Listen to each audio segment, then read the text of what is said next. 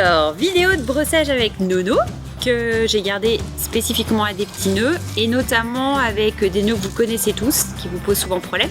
Ce sont les nœuds qui sont à l'arrière des oreilles. Le but, c'est de vous expliquer comment on va brosser le chien et surtout qu'on n'a pas besoin que d'un seul outil, mais de plusieurs outils. Vous voyez qu'on a un sens directionnel au niveau du poil, qui est donné par le muscle érecteur. Ici, il s'agit là d'un chihuahua à poil long qui est en fait une texture à sous-poil, parce qu'on a un poil premier très pigmenté et un sous-poil avec une structure un peu plus laineuse qui va avoir tendance à faire du nœud. Si on trace une ligne de l'os de la hanche jusqu'ici, toute la partie qui est en dessous, je vais avoir davantage de poils secondaires et c'est pour ça que ce sont des zones qui vont nouer davantage. Et sur le dessus, plus de poils premiers, c'est pour ça que sur le dessus, on a tendance à avoir moins de nœuds. Pour le brossage, l'entretien, je vais privilégier l'utilisation d'outils qui sont assez doux et surtout, je vais éviter de brosser à sec. Pourquoi ? Parce que le but est de permettre au poil de se détacher facilement et de ne pas en arracher de trop. Donc j'utilise un spray, vous avez un format comme ça, le spray Bulle douce, qui est un format pour les particuliers, qui est un biphase, le Atami H270, qui marche très très bien aussi, ou sinon vous pouvez utiliser une dilution de PEC, une cuillère à soupe pour 200 ml d'eau.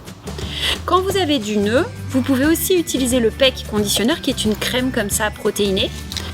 Donc c'est une crème que par exemple je vais pouvoir prendre comme ça pure, et comme là on va avoir un petit nœud à traiter, eh bien je peux masser la base de mon nœud et faire pénétrer à l'intérieur du poil. Alors vous pouvez aussi mettre avec un petit peu d'eau chaude et donc on va bien mettre la crème à la peau puisque les nœuds partent de la peau, vous verrez. Plus on va avoir des choses techniques à faire, plus on va utiliser des brosses qui vont être dures. Sinon la plupart du temps on va travailler avec des outils qui vont être doux. Donc je prends un spray, je vaporise mon petit chien et je vais commencer avec une brosse normale pour déjà commencer à ouvrir mon poil. On s'aperçoit que c'est un chien qui n'a pas été lavé depuis un moment, donc on a une phase de mue et on commence à perdre du poil. Pardon Nono.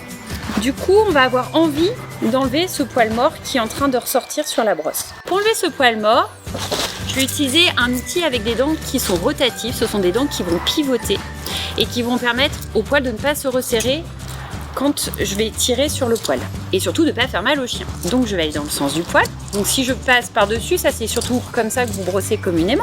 Je vais bien au niveau de la peau, dans le sens du poil. Vous brossez toujours dans le sens du poil, toujours. Et quand vous voulez travailler bien en profondeur, vous soulevez avec votre main et vous allez le faire en remontant. Voilà. Avec l'outil à dents rotatives, je vais comme ça supprimer tout mon poil de mue, puisque là on arrive en hiver et j'ai tout le poil qui commence à tomber, vous voyez, et sans faire mal au chien.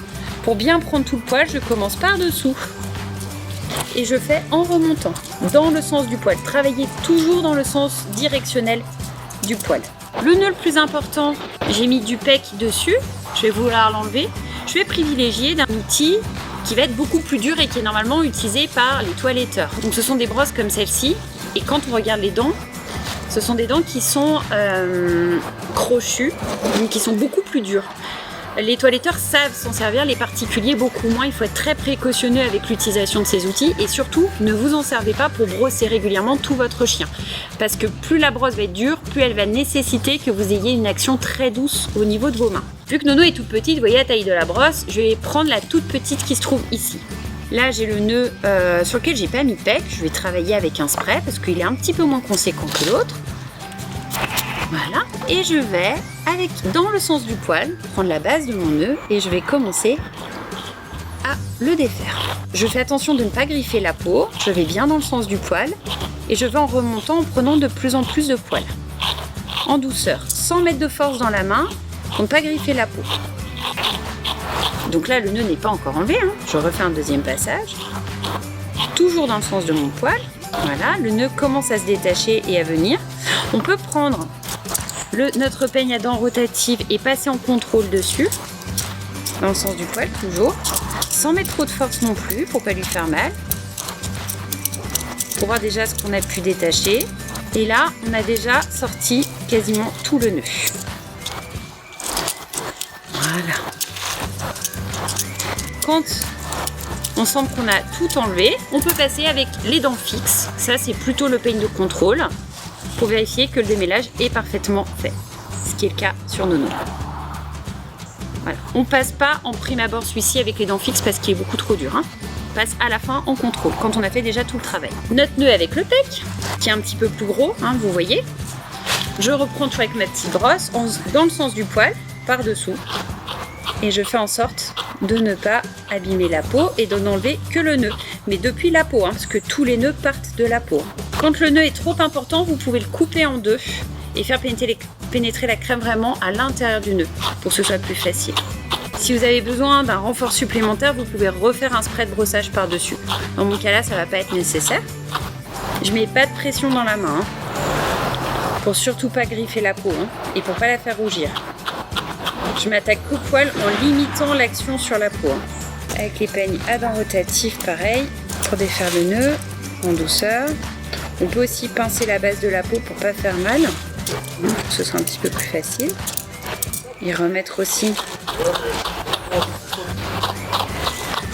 quand il reste un petit bout de nœud résiduel, comme ça on peut aussi se servir du peigne. On essaie vraiment de ne pas toucher la peau et de sortir vraiment le poil qui se trouve amalgamé dans le gros tas. Donc le nœud il est quasiment plus attaché là, pas grand chose. Il y a de moins en moins de matière parce qu'en fait je ne sors que le poil qui doit sortir, sans arracher, sans couper. Hein, là on voit, hein, il tient plus à grand chose là. Il s'est bien détaché de la peau.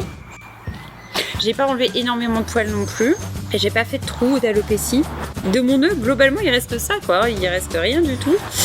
Qui tient avec trois bouts de poils à la base. Tu vois, ça tient par transparence avec ça en poil. 4 petits bouts de poils. C'est pour ça que les nœuds, en fait, il faut vraiment bien les démêler de la peau. Vraiment, vraiment de la peau. Donc avec la lame du peigne, hop, je pince bien la peau pour pas que ça tire. Et hop, j'ai mon nœud. Voilà. Fini. Et je peux passer mon petit peigne de contrôle là, qui me montre que je me suis débarrassée du nœud. Donc ça n'accroche plus. Après, il me reste un petit peu sur la cleurette. Hop, hop, hop, hop, hop. Merci Nono. Je fais mon brossage avec mes dents rotatives, comme là. Et puis là, par exemple, je vais réavoir un petit nœud ici. Pareil, dans le sens du poil. Je peux le reprendre par en dessous, comme ceci. Pour bien comprendre le principe et en remontant sans toucher la peau, juste pour défaire le nœud. Au besoin, je peux remettre un petit peu de spray et je détache mon nœud. Voilà. Et pour le reste du corps, la brosse à dents rotative. Dans le sens du poil, on va suivre le sens de la selle comme ça. Et là, on sort tout le poil mort. Ça, tout ce qu'on voit, c'est un poil qui n'est pas formé comme le poil de dessus, c'est un sous-poil laineux. C'est ça qu'on va appeler le poil de mue. C'est tout ce poil qui finalement est en train de changer, qu'il faut éliminer. Mais il ne faut pas le couper, il ne faut pas utiliser des brosses dures, des brosses avec des petits couteaux ou avec des dents très très serrées. Parce que ce poil-là, il a besoin d'exister, c'est ce qui fait l'isolation thermique du chien. Voilà. Donc vraiment, toujours dans le sens du poil, parce qu'en plus, c'est plus agréable pour le chien. Tu trouves ça plus agréable, Nono? Quelle pionce. Donc j'ai pris un écartement serré parce que j'ai quand même un poil fin. Quand on a du poil dense, on peut prendre des dents un petit peu plus larges. Si on aime avec un manche, on peut prendre un peigne avec un manche. Moi, ça ne me dérange pas de travailler sans manche. Et là, on commence à ordonner davantage le poil. Alors, quand vous avez trop de nœuds comme ceux du type que j'ai eu derrière les oreilles, il faut impérativement aller voir un toiletteur pour qu'il vous fasse un bain, pour vous aider à bien gainer votre poil, bien le nourrir, bien l'hydrater pour qu'il soit plus facile à entretenir à la maison. On brosse généralement un chien quand il n'a pas de nœuds. Hein, moi, je vous avais gardé un nœud ou deux pour vous montrer comment, quand vous en aviez, vous pouviez les enlever. Mais un chien se brosse quand il n'a pas de nœud. C'est là où ça devient le plus agréable, le plus sympa, et où vous générez une relation privilégiée avec votre animal. Dès lors que votre animal commence à avoir trop de nœuds, vous allez voir un toiletteur qui fasse un bain d'entretien, qui l'hydrate correctement la fourrure, et ça vous permettra de pouvoir gérer correctement votre animal à la maison. Ne travaillez jamais sans spray. Le spray, c'est vraiment important. Un spray de ce type-là ou un comme celui-ci, parce qu'il va vraiment bien vous aider à délier le poil dans la brosse. Pardon, madame. C'est bon, Nono? Tu veux montrer comme t'es belle? Est-ce que tu veux montrer comme t'es belle? Donc aussi, on brosse pas à rebrousse-poil parce que le volume est donné par la présence du sous-poil.